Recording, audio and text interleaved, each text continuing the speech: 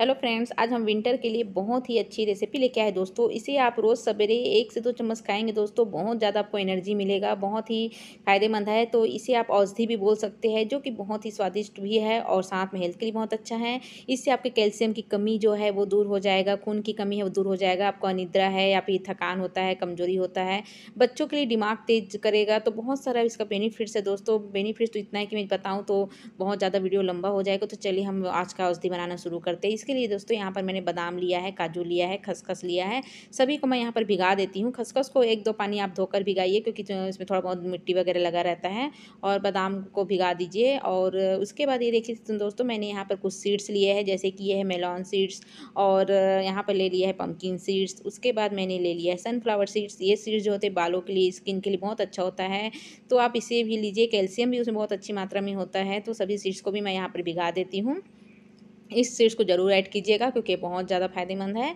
और सभी जो भी ड्राई फ्रूट्स आपको लेना है सभी को आप भिगा दीजिए, जैसे कि काजू है, बादाम है, और ये सभी को मैं यहाँ पर ऐसे पानी डालकर भिगा देती हूँ। इसे हम 6-7 घंटे भिगा देते हैं और उसके बाद हम इसे बनाएंगे। तो इसे भिगाने से बादाम का जो छिलका है वो आसानी से उतर जाता है। तो देखिए हम इसका छिलका उतार लेते हैं। 6-7 घंटे बाद आप देखेंगे तो ये देखिए ऐसे जब रगड़ेंगे तो बस आपका आसानी से छिलका निकल जाता है। ऐसे ही सारे बादाम को छील लीजिए। और अखरोट है उसे छीलने की ज़रूरत नहीं है, हम इसे ऐसे ही ग्राइंड कर लेंगे। तो उस अखरोट काजू सभी को हम पानी से निकाल कर ग्राइंड कर लेंगे, बस बादाम का छिलका हमें उतारना होगा। और ये है खसखस। तो चलिए हमने बादाम का छिलका तो निकाल लिया है, अब इसे हम ग्राइंड कर लेते हैं। तो एक मिक्सर जार में डाल दीजिए, और इसे आप चाहे तो पानी से भी थोड़ा पानी डाल के ग्राइंड कर सकते हैं, और नहीं तो दूध डालिए। दूध ज़्यादा अच्छा ऑप्शन है। अगर आपके पास देसी गाय का दूध है तो दूध डालकर ग्राइंड कीजिए, पैकेट वाला दूध नहीं डालना है। और उसके बाद ये देखिए कितना अच्छे से ग्राइंड जब नहीं हुआ रहता तो थोड़ा सा हम इसमें और दूध ऐड करते हैं। अगर आप पानी से कर रहे हैं तो थोड़ा सा पानी, एकदम ज़्यादा नहीं डालना है, बस ये ग्राइंड हो जाए बस वैसे ही आपको डालना है।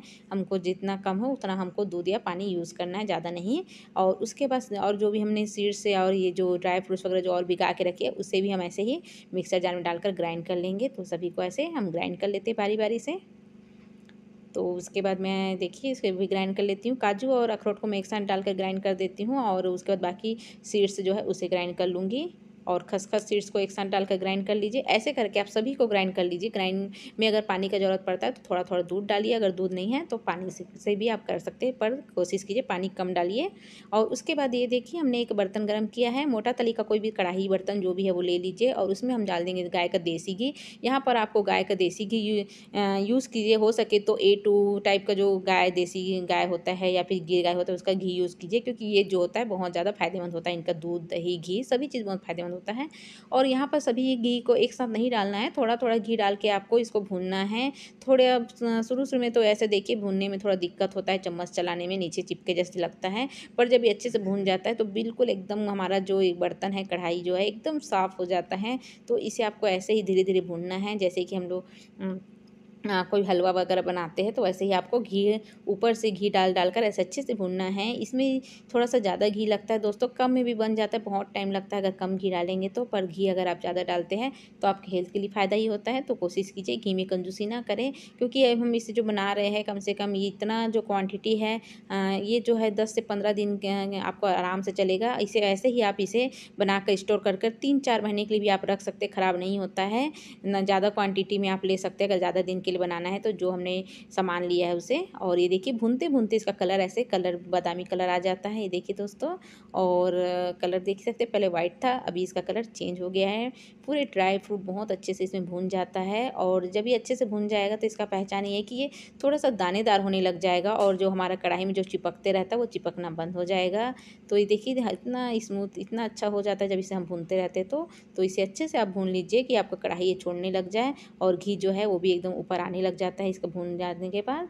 और ये देखिए ये जो है भून गया है। और यहाँ पर ड्राई फ्रूट्स में जो जब ग्राइंड की थी दोस्तों, तो जो बादाम है वो अच्छे से मेरा ग्राइंड नहीं हुआ था। मेरा मिक्सर जार जो है पता नहीं अभी थोड़ा सा प्रॉब्लम कर रहा है, थोड़ा सा चिकना नहीं पिसा रहा है। तो इसको आप वही है, मतलब जो मैं बादाम जो डाली थी ये वही है, कुछ कुछ पीसेस रह गए थे, पर कोई बात नहीं, इसे भी आप चबा कर खा सकते हैं। उसके बाद देखिए जब भून जाता है तो हम इसे गैस बंद कर देते हैं। कम से कम इसे मैं 30 से 35 मिनट मुझे लगा इसे भूनने के लिए। मीडियम टू लो फ्लेम में भूनी हूँ, ज़्यादा एकदम हाई में नहीं। और उसके बाद ये देखिए कितना हमारे नीचे का कढ़ाई देख सकते हैं कैसे साफ़ है। जब ये अच्छे से भून जाता है तो ऐसे ही आपका कढ़ाई जो है एकदम साफ़ हो जाता है। और इसे कोई भी बर्तन में आप खाली कर लीजिए। तो ये देखिए मैंने इसे खाली कर लिया है। आप इसे कोई भी बर्तन में खाली करके इसे स्टोर कर कर ठंडा करने के बाद इसे आप फ्रिज में स्टोर कर कर रखिए।